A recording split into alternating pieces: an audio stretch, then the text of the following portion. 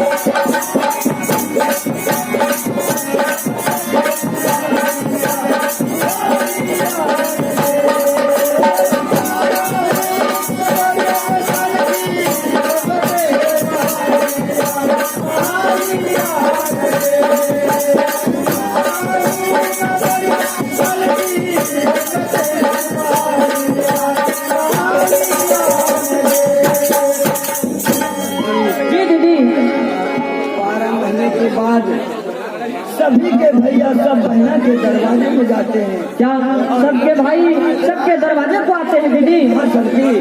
क्या मेरे भैया भी आएंगे दीदी? सुनो तो मैं कहती जा रही जल्द में कहें दीदी। आगे चलती हूँ। हाँ दीदी क्यों दीदी? भैया सबके दरवाजे में जाते हैं। क्यों जाते हैं? क्यों आते हैं दीदी? नौता लेने के लिए। भैया मेरा गोपीचंद वह राजा है राजा वह भैया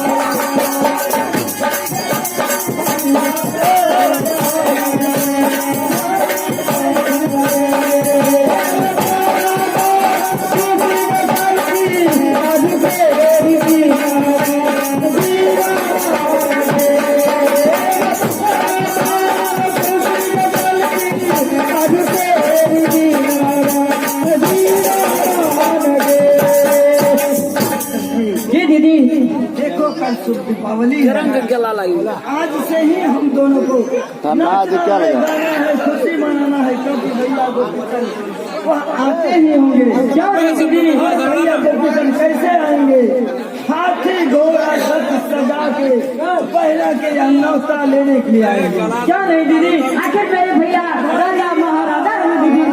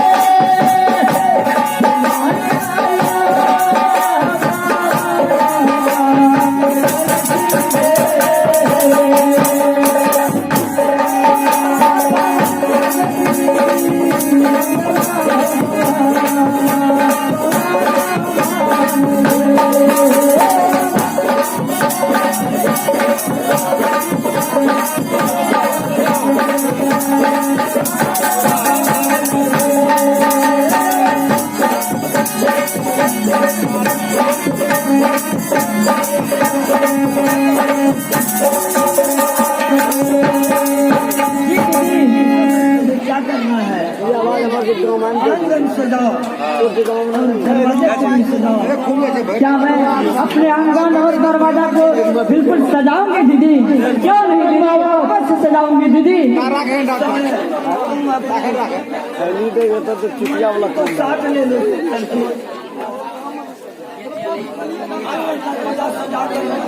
भैया गोपीचंद